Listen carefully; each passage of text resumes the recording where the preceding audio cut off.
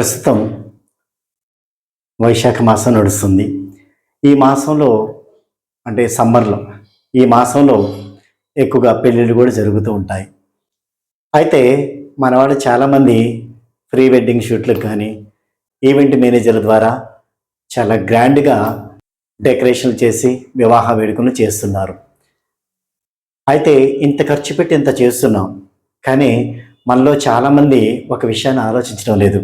పెళ్ళిళ్ళు స్వర్గంలో నిర్ణయించబడతాయి అని అంటూ ఉంటారు పెద్దవాళ్ళు. అంటే ఒక పవిత్రమైన బంధంతో ఆ దంపతులు ఒకటే సందర్భంగా భగవంతుని ఆశీస్సులు తప్పకుండా కావాలి.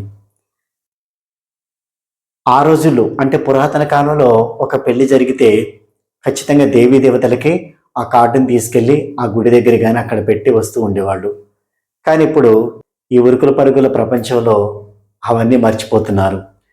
ప్రీ వెడ్డింగ్ షూట్లకి గ్రాండ్గా పెళ్లి చేయాలి, వీటి మీదే ధ్యాస పెడుతున్నారు, కానీ అసలైన ఒక విషయాన్ని మర్చిపోతున్నారు. అదేంటంటే వివాహ వేడుకకి మనం మన బంధువుల్ని అందరిని ఆహ్వానిస్తున్నాం, కానీ అసలు ఆహ్వానించవలసిన వాళ్ళని మనం మర్చిపోతున్నాం. వాళ్ళే దేవీ దేవతలు. మనం ఖచ్చితంగా బంధువుల్ని ఆహ్వానించడానికంటే ముందే దేవీ దేవతలను ఆహ్వానించాలి. దీని ద్వారా మన ఇంట్లో జరిగే పెళ్లి వేడుకకి మొదటి అతిథి భగవంతుడు అవుతాడు. ఎంతో పరమ పవిత్రమైన ప్రదేశాలను ఆ దేవీ దేవతలు ఎంపిక చేసుకున్నారు. ఉదాహరణకి మన తెలుగు రాష్ట్రంలోనే విజయవాడ అమ్మవారి కనకదుర్గమ్మ, తిరుమల తిరుపతి వెంకటేశ్వర స్వామి, సత్యనారాయణ స్వామి, భద్రాచలం శ్రీరామచంద్రమూర్తి, షిరిడి సాయినాథుడు, ఇలా కొంతమంది దేవీ దేవతలు ఉన్నారు. వీళ్ళందరినీ ఖచ్చితంగా మనం మన ఇంట్లో జరిగే వివాహ వేడుకకి వారిని ఆహ్వానించాలి.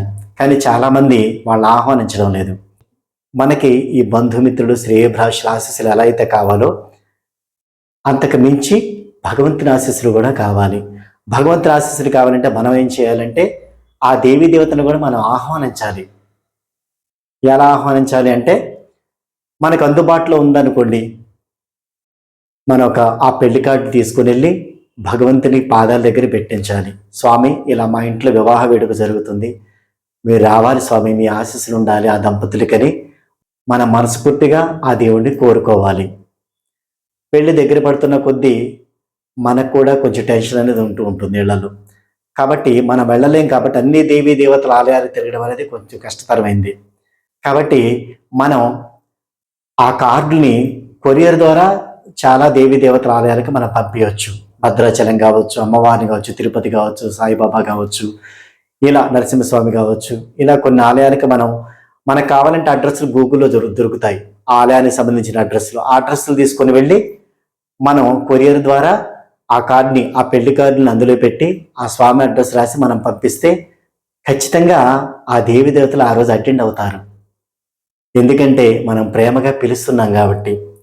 ఎల్లకాలం ఆ దంపతులకి ఆ దేవీ దేవతల ఆశీస్సులు కూడా ఉంటాయి. నిజానికి మన ఇంట్లో జరిగే వేడుకకి దేవుణ్ణి ఆహ్వానించడం అంటే ఏంటో తెలుసా? ఆ శుభకార్యానికి ఆయనే పెద్ద దిక్కుగా ఉండి నడిపించమని భక్తితో కోరుకోవడం, అది భగవంతుని ఆహ్వానించడం అంటే. మరి ఇలా మనం ఎంతమంది చేస్తున్నాం మనమే ఆలోచించుకోవాలి. బంధుమిత్రులకి ఒక ఈవెంట్లకి ఇచ్చే ఒక ప్రాధాన్యత మన భగవంతుని ఇవ్వకపోతే, వాళ్ళ ఆశీస్సులు లేకపోతే వాళ్ళ జీవితం నిర్విఘ్నంగా ఎలా జరుగుతుంది? ఖచ్చితంగా భగవంతుని ఆశీస్సులు ఆ దంపతులకు అవసరం. మనం మనస్ఫూర్తిగా భక్తితో పిలిస్తే ఖచ్చితంగా దేవుడు ఏదో ఒక రూపంలో వచ్చి ఆ దంపతులను ఆశీర్వదిస్తాడు. చాలామంది భక్తులు సాయిబాబాను భోజనానికి రమ్మని అలా ఆహ్వానించినప్పుడు బాబా ఏదో ఒక రూపంలో వెళ్ళి ఆ ప్రేమగా పిలిచిన వాళ్ళ యొక్క భోజనాన్ని స్వీకరించేవాళ్ళు. అలాగే మనం ఇప్పుడు కూడా ఆ దేవీ దేవతను మనం ప్రేమగా అంటే భక్తిగా ఆహ్వానిస్తే ఖచ్చితంగా ఏదో ఒక రూపంలో వచ్చి ఆ దంపతులను ఆశీర్వదిస్తారు. ఇది ఖచ్చితంగా జరుగుతుంది ఎప్పుడు మన భక్తిభావంతో వాళ్ళని పిలిచినప్పుడు. కాబట్టి మీ ఇంట్లో శుభకార్యం జరిగేటప్పుడు, పెళ్లి లాంటి వేడుకలు జరిగేటప్పుడు ముందుగా ఆ పెళ్లి కార్డుని బంధువుల కంటే ముందుగా భగవంతుని పాదాల దగ్గర ఉంచండి.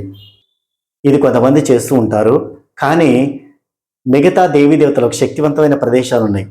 శ్రీశైలం కావచ్చు, విజయవాడ కావచ్చు, భద్రాచలం కావచ్చు, సత్యనారాయణ స్వామి కావచ్చు, ఇలా కొన్ని దేవీ దేవతల ఆలయాలకి ఖచ్చితంగా వాళ్ళని మనం ఆహ్వానించాలి. కొరియర్ ద్వారా కానీ, పోస్ట్ ద్వారా కానీ ఆ దేవీ దేవతల్ని ఆహ్వానించండి. దీనివల్ల దేవీ దేవతల యొక్క ఆశీస్సులతో ప్రారంభమయ్యే ఆ బంధం నిర్విఘ్నంగా, అంటే ఎలాంటి ఆటంకాలు లేకుండా వాళ్ళ జీవితం చాలా సుఖమయంగా ఉంటుంది. ప్రస్తుతం ఉన్న పరిస్థితుల్లో ఒక కనుమరుగైపోతున్న ఆచారాన్ని మరలా మనం మొదలు పెడదాం. ఎందుకంటే చాలామంది ఈ పద్ధతి చేయడం లేదు. కాబట్టి మీ ఇంట్లో ఏదైనా వివాహ వేడుకుంటే ఖచ్చితంగా దగ్గరలో ఉన్న ఆలయాలకి వెళ్ళి మీరు ఇవ్వండి.